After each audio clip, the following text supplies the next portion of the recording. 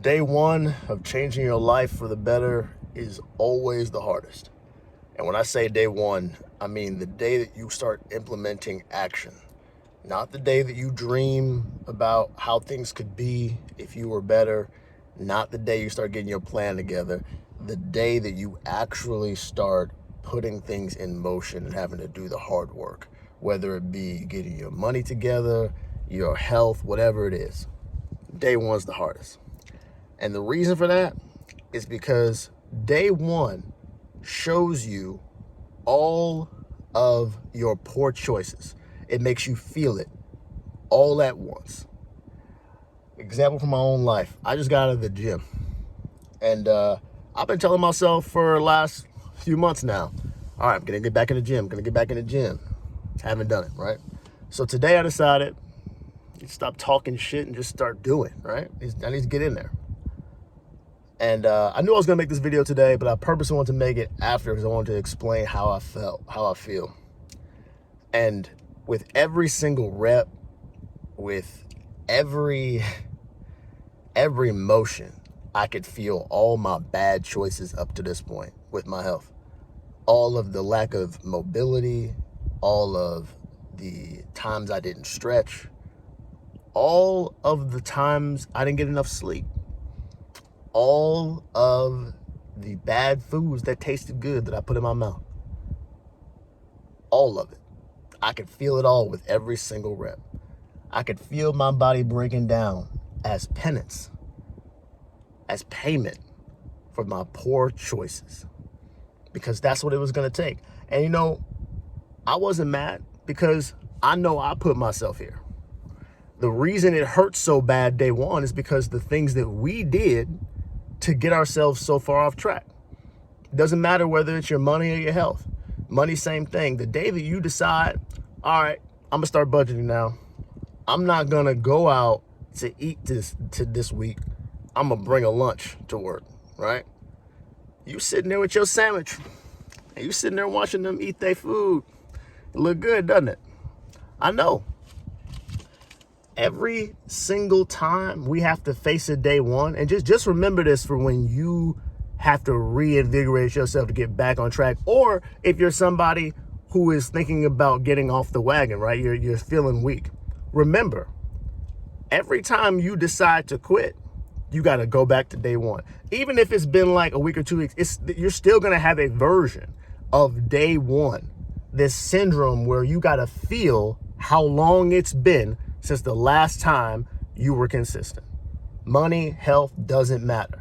And it was just very clear to me in that moment how much I have let myself go in the name of me getting other things done. Now, I didn't make those excuses internally. I knew I was being lazy. I knew I had time. I had time where I could have slept instead of staying up and doing other things. I decided those things. So I'm not blaming anybody but me. But it was just so much more apparent when I was in the gym. I was lifting the weight because then my body had to perform things that it honestly was not ready for. So then I had to be humbled. Like, oh, I thought I could do this. Nope, can't do it. You're not ready. And that's another thing you're going to learn is you're going to find out exactly where you are. There's no hiding when you actually have to do the work. See, when you make plans, that's why I said day one is the day you actually start doing things, implementing, because some people will tell you, well, day one, it starts with a dream, starts with a plan. Like, yeah, it starts with that, but that's not day one. And the reason that's not day one is because you can lie to yourself when you dream. You can lie to yourself when you start fantasizing about what your life can be if you're consistent. Because that part right there, if you're consistent, that's the part you don't know if you're going to actually follow through on. Because again, this wouldn't be a dream if you were just the pinnacle of consistency. You got to go out there and actually see if you have what it takes to do the work, not just today, but tomorrow and the next day. And especially on those days where you don't feel good, where you're sick, where you really had a long day and you'd really prefer a burger and you don't want to eat the food that you have already prepped. You got to be able to see, when I am in the depths, am I going to do the thing that's right? Am I going to follow my plan? And I'm not saying that I'm any better than any of you, because when it comes to my health, I haven't been that. I think the most, just being real, right? The longest I have followed a health regimen, and that was good for me and I was seeing results with, is probably about 6.5 months. 6.5 months. Now, I'm not about to get up here and be like, oh yeah, we're about to beat that this week. Nope. No. What I've learned is every single time I open my mouth, I set up expectations that my body cannot cash. Checks my body can't cash. Checks my mind can't cash. Because again, it feels better to talk than it does to act. So instead of looking at that 6.5 months and saying, all right, that's my new goal. No, my goal is each and every day. I hit the goal in terms of activity today, right? Now, there's some other things I got to go do to continue to make sure my health is intact. I got to go get the right foods in. I got to go drink water. I got to make sure that when I get off this late shift tonight, that I get enough rest. I got to make sure I sleep. I have to do the other things that go along with this process. But I'm focused on getting that done today. And I think that's another good way to gauge yourself. Did you do what was necessary today? Now, should you have a long-term plan, generally speaking? Yeah, I get that. But the way you get to the long-term plan is by executing daily. So before you get all in the tizzy, right, and say, oh, I can't say, like, I can't say $5,000. That's too much money. That's because you can't do it all today. But if you save that $5, $7, $10, $15 that you're going to spend going out to eat for lunch, that's a step in the right direction. That's $15 more than you had.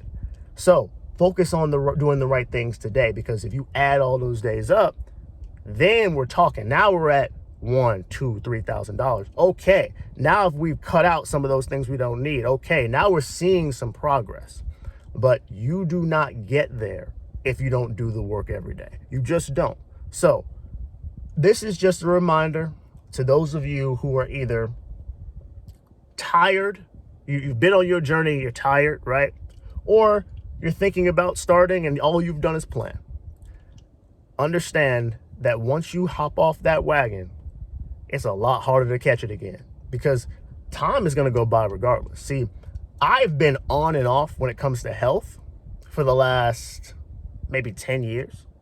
And when I started the very first time, this shit was easy. Like, I was like, oh, I just go and I see results. I'm about to be 34 next month. I have aches, pains. My body is creaking and shit, doing stuff that I never imagined it would do at this age. But it is. This is the result of how I have treated myself. So I have to deal with that reality. So what I want to just make sure you understand is, don't think that you could just start tomorrow, right? If you're serious, take stock of what you need to actually do and go get it done. Get it done today and then get it done tomorrow, because once you hop off, time's going regardless. And, Father Time is unforgiving. So I've gotten some of my stuff done today. I don't need any pats on the back. I'm not doing this for that. I am just trying to tell y'all, you can get it done if you choose, but don't think this shit's going to be easy. Day ones are going to expose exactly what you have not done and exactly where you are. So just be ready. I'll talk to y'all later.